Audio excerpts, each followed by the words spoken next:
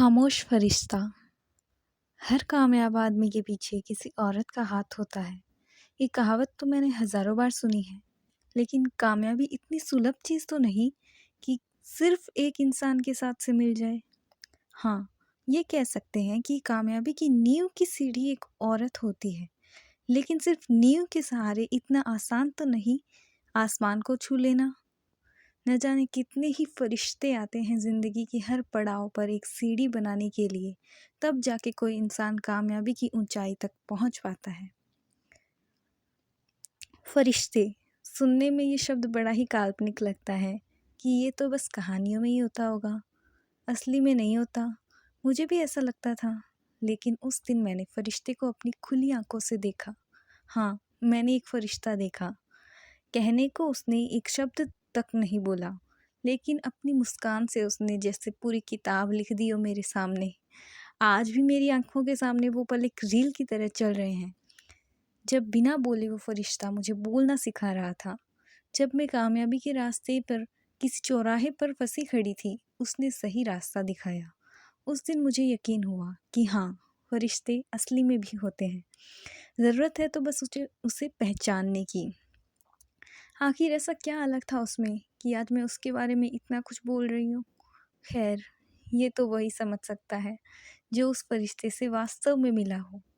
क्या फ़र्क होता है एक इंसान और एक फरिश्ते में, ये समझ चुकी थी उस दिन मैं। वो फरिश्ता बोल नहीं सकता, लेकिन सिर्फ मुंह से, अपनी आंखों से वो सब कुछ कहना हमसे बेहतर जानता है। वो फरिश्ता सुन नहीं सकता, लेकिन मन की हर बात पढ़ना हमसे बेहतर जानता है।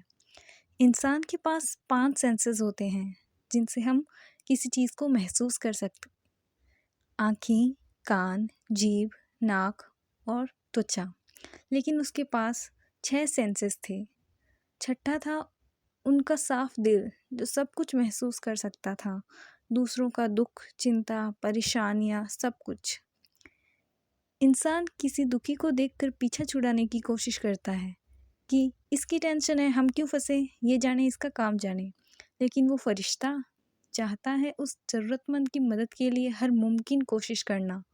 इंसान अगर कामयाब हो जाए तो में उसमें एक तरह का अभिमान आ जाता है।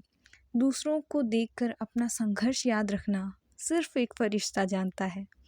इंसान ज़िंदगी भर आगे बढ़ने के लिए दौड़ता है, लेकिन किसी अनजान के लिए अपनी आगे वाली सीट को छोड़कर पीछे बैठना सिर्फ एक फरिश्ता जानता है।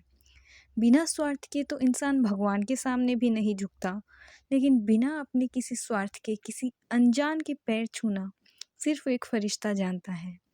वो फरिश्ता कौन है? इसी सवाल के जवाब से हमारी एक नई कहानी की शुरुआत होगी। फिलहाल तो धन्यवाद देती हूँ मैं भोलेनाथ का कि आपने मेरे लिए वो फरिश्ता भेजा।